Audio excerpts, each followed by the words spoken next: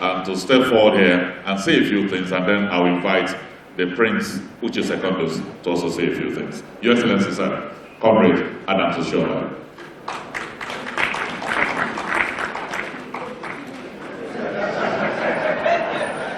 Sir, you have a microphone in front of you in case you want to speak from there.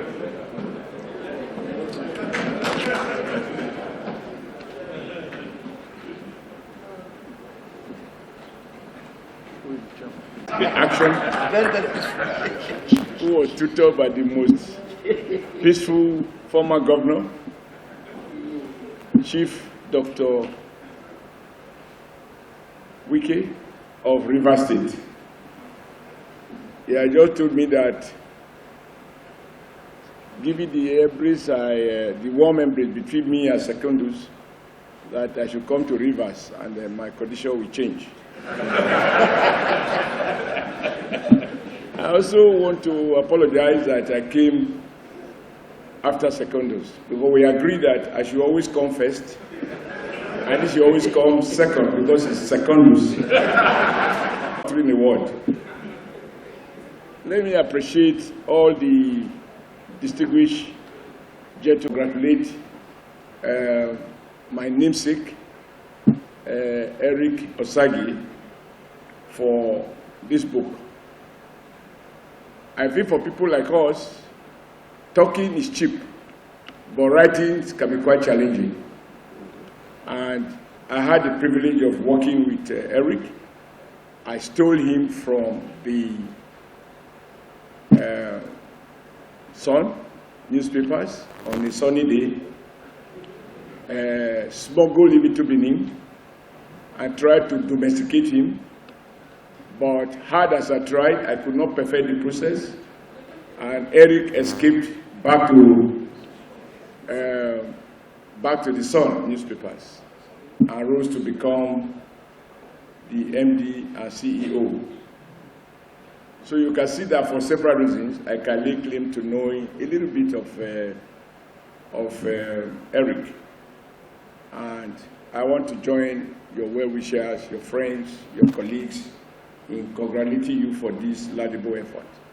One of the weaknesses in our society is that each and every one of us here have one experience or the other, but we lack either the capacity or the will to document it so that others can read from our own experiences and learn one or two things from it. I am not a journalist, although as president of NLC, I was the proprietor of Labor News. And then when I became the governor of Edo State, I was also the proprietor of Edo Broadcasting Service and the most popular newspaper in Nigeria, the Nigerian Observer.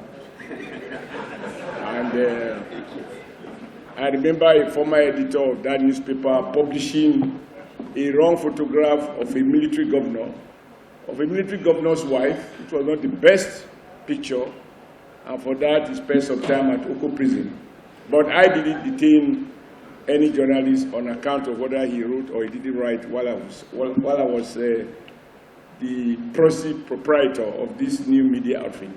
But on a serious note, I think it is nice to have moments like this to reflect. And I just want to share my own ignorance, since I can't lay claim to any knowledge about journalism. When I watch interviewers abroad, I see fearlessness, I see courage.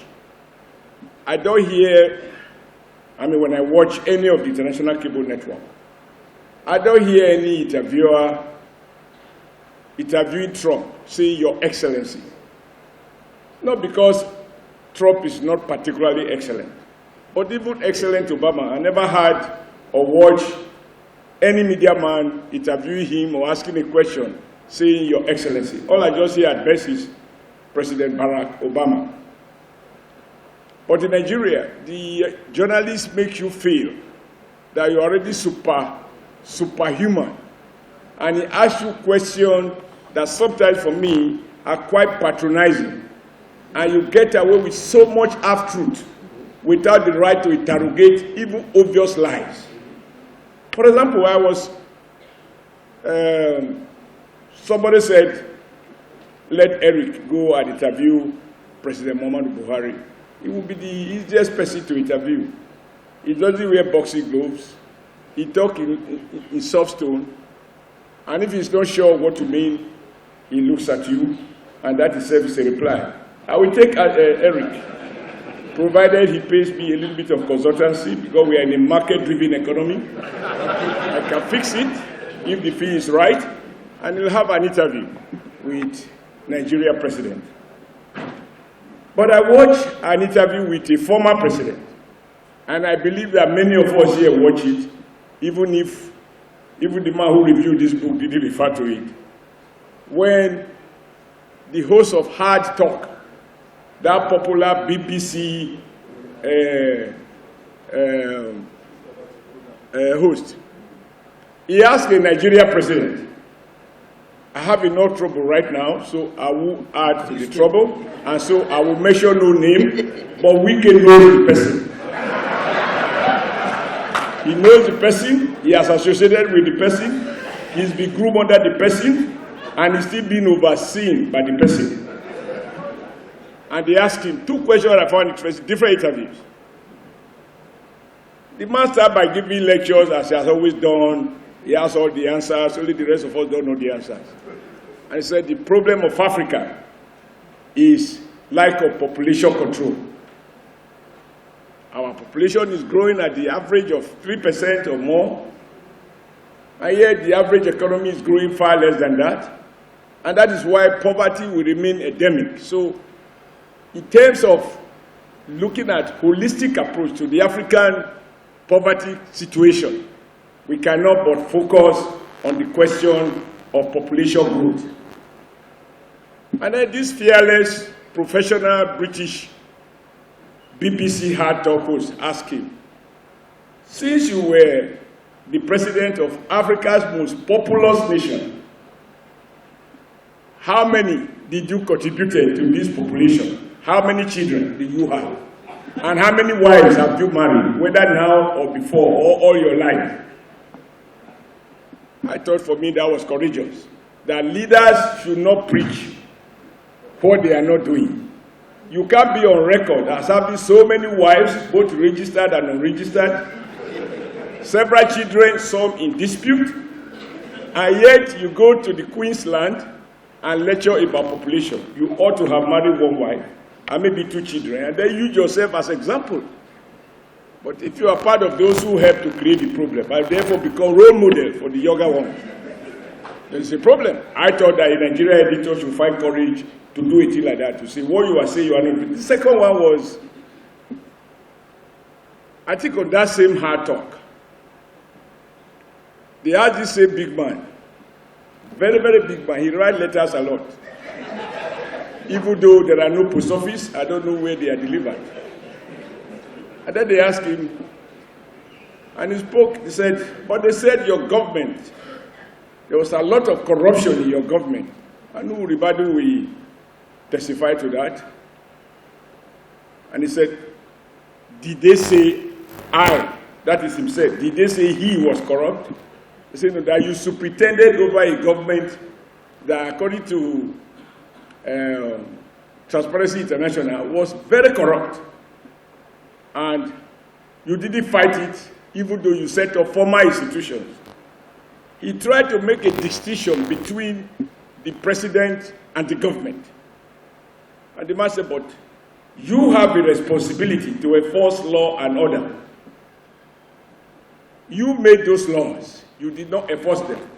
For me, talking about courage and professional hazard, that would be, I'm trying to imagine if anybody would have, in this hall, would have asked him such questions, and then he finds his way to his Akpo village to go and sleep as if nothing has happened. But I do agree that asking difficult questions can be a problem, particularly when the answers are not readily available. But the one I sometimes find embarrassing is when the journalist will ask, Mr. Adams, I was in Port Harcourt. Wike said you are a he-goat. So what do you have to say to that? I will say, Wike said I'm a he-goat. You cannot answer the question. Am I a he-goat? Now, I just gave an extreme example of where, particularly in political interviews, where your opponent says things that even the journalist can answer. And then he parrots and takes the question and convey it to this poor politician and ask him if this allegation is true or not true. I think that from my own observation, when I monitor CNN, BBC, and other things, before the journalist, once he identifies his target and he seeks appointment and is granted, he goes to his newsroom or research department and dig out all the researches, all the statements he made over the past 10, 15 years. So by the time he's talking, if he says anything that contradicts what he had said before, the man will play out the old speech as but you said this last time. So what has changed? In Nigeria, unfortunately I have to say we now, very reluctantly, but it is the truth. I have been conscripted into the so-called political people, but I'm a labor man. You are my witness. I was just invited to go to Edo, and then one thing led to the other, and I'm here. And now Secondus and I are being categorized as politicians, but I'm basically a labor man. And that is why I'm still about peace, about negotiations, about reconciliation, etc., etc. But let me conclude by saying to Eric, I appreciate the courage, the discipline, not only to have done those interviews, but also to sit down and try to document them by way of a book so that people like us can read them. Should we meet an Eric tomorrow interviewing us, we will learn from those interviews. But maybe you should also interview people who are not of power. Because all the big names that you mentioned, there are people, all those people put together, they are not equivalent to Nigeria. Nigeria is much more than those people. So we should focus below and interrogate them, at least to know what is their own expectation about their own country and their own evaluation about their own leaders. Not just these men and women of doubtful power. But I congratulate you for your initiative, and I hope you will do more too. And more women will feature on that, and they will also feature on the high table. Thank you very much.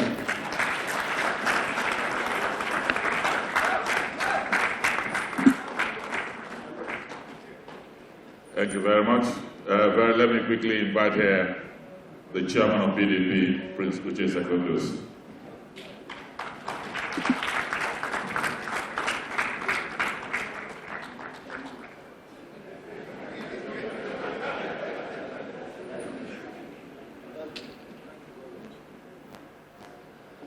Your Excellency in Nigeria, Your Excellency, my own Governor Wike, the chief celebrant and the author of the big interview, and our daddy, who when we were all children, as he has earlier explained, Rabo, who interviewed the first president of our country, Dr. Nandi Azikiwe, members of the high table, leaders of our country, gentlemen of the press, ladies and gentlemen. For me, this is one occasion that, as we can see, leaders of various backgrounds, a mixture of both the political leaders and the highly skilled professionals gathered together to launch this important book. It is coming at the right time. The history of our country, and like my brother, my senior brother has said here, he has much explanation and rhetorics to make. I don't have that. My brother, senior brother, Chief Dr. Oshiomhole. But to go straight to the point, from when Irabo interviewed the first president to the current day, as the country, have we witnessed improvement from the First Republic to the Second Republic, to the Third Republic, to the Fourth Republic? The answer is with you. From when the then opposition and now the ruling party has come, have we seen any improvement? The answer is also with you. But most importantly, are we free now to speak? Even in the military era, journalists were vibrant and they fought for their rights. And it was tough, even for the military then. But you can see bills going to the assembly, bills submitting to anti-freedom of speech. But I believe that this book, The Big Interview, will be of benefit not only for the people here, but for the generality of the people in the country, in Africa as a whole. That one lesson that we must learn today, we are in a free world, free market. By 1960, I believe the Nigerian population was about 50 million people. Today, we are talking about 200 million people. Simple data. The country had 4 major functional seaports. And today, we have only 1 functional seaport. How can you talk about free economy? How can you talk about improvement on the economy? And so we need more of these interviews. And we need a vibrant journalism in our country. It is not enough to accuse. It is not enough for propaganda, false. Truth is very tough and challenging. And if you want to begin to cover the truth like light, one day, it will explode. And so, let me use this opportunity to congratulate the author, who has been described here as a man of the pen. He has distinguished himself, and that's why today we are celebrating him with his first book launch. And as advised by the elders, he's coming with the second one. And I believe that journalists and media houses, they should be honest to our country and Nigeria as a whole, so that the children yet unborn and the next generation will have the benefits to learn and to improve their environment. I want to thank the author and thank leaders who are gathered here for this book launch. Congratulations, Eric, and God bless all of you. Thank you very much. Now this is a moment that we shall be unveiling and publicly presenting the book. Let me invite her, His Excellency, the Governor of Rivers State.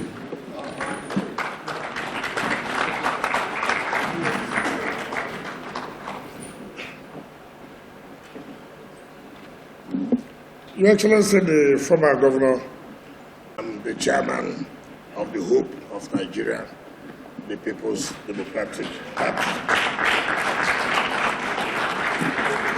Members of the High Table, very renowned journalists, the celebrants, gentlemen of the press, ladies and gentlemen. I thought I was coming to just unveil and present the book, the interviews. But the chairman of APC has raised some issues which need to be addressed. And that is why there's a difference the chairman of APC said, it's good for leaders to preach what they practice and not to preach what they don't practice. I remember during the chairman's second tenure to the governor of Edo State, he came to the villa to thank the then president who he ascribed to have been interviewed. He said, thank you for one man, one vote. Today, do we have one man, one vote?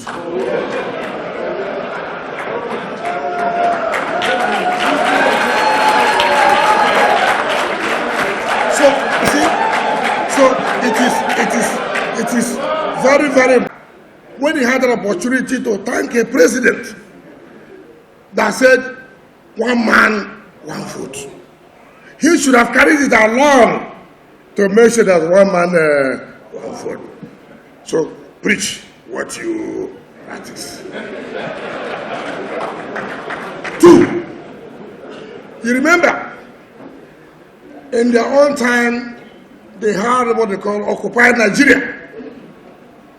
Nobody was arrested, nobody was sent to jail, nobody was detained, nobody disobeyed any court order. Today,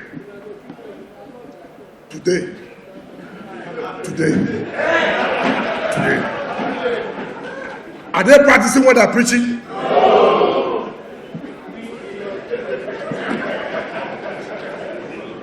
So it is very, very important for us to know where we are. And we cannot be deceived by rhetorics. We cannot be deceived by what we are seeing. All of us know we are not progressing. Rather, we are doing what? Progressing. So my brother, my leader, the chairman, Nigeria is witnessing what to preach, and we are not practicing. So as a leader, I want to come back to you. Please tell our people. In fact, even the BBC had talk. That was the first time I heard that a cabinet member will say he does not like money. It's the first time I've heard that a cabinet member will say he does not like money. Who does not like money here? Who does not like money? Without money, can you pay a children's school fees? Chairman, that is what it is. But let me thank the celebrant, Mr. Eric, for inviting me to be the chief presenter of this book. Eric was one of those who caused problems for this country. I knew Eric, I saw him for the first time 2013, 2014 in one of my friend's office. I won't call his name. He didn't even give me a chance that I would win the election. This Eric you see here. He never gave me a chance that I would win the election. He was one of those, and I want to tell Sam about us who said, I said that the media are those responsible. I'm not going to hide it. The truth of the matter is very clear. The truth of the matter is very clear. The role you played before this government came, play the same role now. Play the same role. Why are you not talking again? Why are you not talking? So it's not that I said, you know what I said is correct. Because what you publish about River State is not correct. What you publish is what you are given to publish. I was thinking that my younger brother would have been here. He had left. He said he was going by 12. No. He said what you publish will affect the country. But he does not. He has forgotten that what you say about your state will also affect your state. Can there be Nigeria without states? When you demarcate your own state, will investors come? So why are you now preaching that journalists should not publish negative things about Nigeria? But you will say negative things about your own state. Preach what you want to practice. very clear. So Eric is my friend. It was when I won election, I called him. I told you. All those things they were telling you is not correct. I will win, and I will win, and I will win. And I won. So many people say, oh, Eric fought, why are you his friend? I said, look, that is not how things are done. Eric is somebody that believes, when he believes in something, he goes ahead with it. Very principled. I like what the keynote addresser said. Even though the chairman tried to, and then did. Go and interview the president, they wanted to be the same thing. The chairman tried to amend it. And I like him. The chairman is a good, in fact, the publicity he gives to his party is very good. And the government. And that's why we should encourage him to continue to be the chairman of his party. I will encourage him. Because the publicity he gives to his party, you know, he comes here, you see the way he has done it. Very, very well.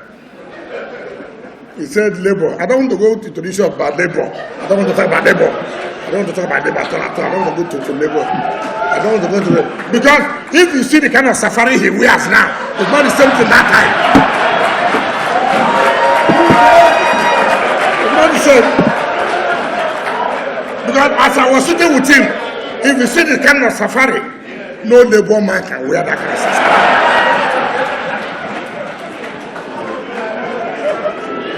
Everybody, it doesn't matter. It's an encouragement to all of us. If you read the book, which I've not had the opportunity, but I believe having the opportunity to interview people like IBB, interview people like Oshiomhole, Odegu, these are the big people. And then interview with the laborers. We are the people. Not him, we are the people. Then you know that he must have done a thorough work. But encourage him to also come up with volume 2 of this book. Don't end at this point. Make sure, like Tony Redia told you, come up with the second volume of the book. You've done very well. Having worked under Oshiomhole and Oshiomhole could not convince you, then I know that you're a very strong person. I'm not the one who says so. The chairman said so. So if you want to blame anybody, don't blame me, blame the chairman. He said so. So I want to say that journalists should do the right thing. You don't need to look at faces. Go and interview people, ask the relevant questions that people that will help the society. Don't ask questions, you know, sometimes they come. They just want to say, oh, we want to make sure that the public know about you. We want to say, we can package you. Don't package anybody. Your business is not to package anybody. Your business is to tell the society a simple truth. I know those, even if I do well, they will never write well about me. I'm not worried too. Don't write. You wrote, I will not win, I won. Second choice, I will not win. Somebody knows I won. Very well. Even the Chairman of the Education tried in 2015. Chairman, he tried. But God was not on your side. God was not on your side. You know? So, we must encourage those who are hard working. And that is why I said I will not send anybody to represent me. I will come by myself to show the love I have for Eric. He's a dependable person. If somebody can go home and sleep, not with one eye closed, one open, with your two eyes closed. And that's why I said, I came in this morning and I was going. I don't like to come to Abuja. I don't come to Abuja. I don't. Because those who voted for me are not here. That's why I stay in my state. That's why I stay in my state. That's why I made it difficult for the chairman of ABC not to get 25%. Because I stay there. I don't come here. How many of you have voted in River State? How many of you? So I don't come. Yes, you are in Abuja. Don't come there. Don't come. You are in Abuja. So I am a Rivers person that would love to stay in River State. In fact, the best city for me in this world is River State.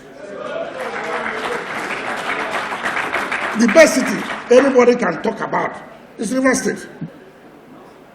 I'm going back. I will stay here. I will stay here. I'm going back. Because there's nothing interesting me here. Come to River State, you will enjoy yourself. Beautiful fish, all those things, you get it. All this while you are here, you are eating artificial pond fish. I have invited Mr. Chairman to come to River State, even though they don't have water. But as for my brother, I can help them. Give them fresh fish, proper fresh fish. And then you see how the whole thing, when he eats our own fish, he will see the difference. It's not the same.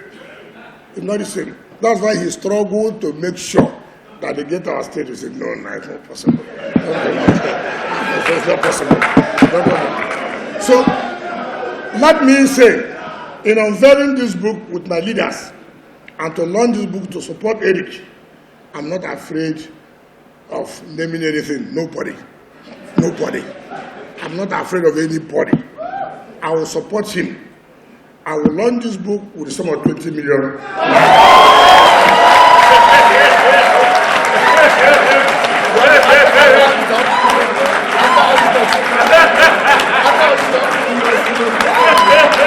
And so I invite my leaders. I invite the chairman of the company party. We are coming very soon for us to unveil this book.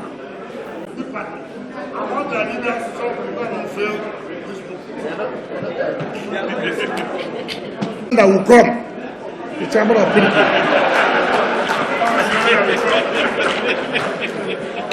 And members of the high table, thank you very much.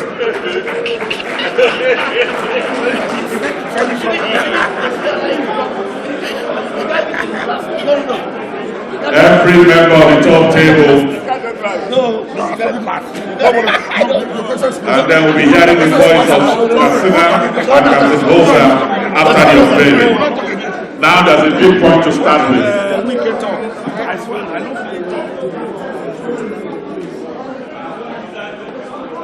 Let's get the mobile microphones.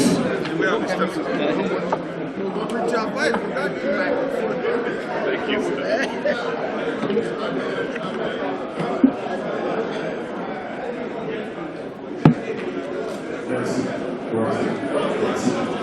So give him the microphone there. Give him the microphone. We begin to make their pledges now.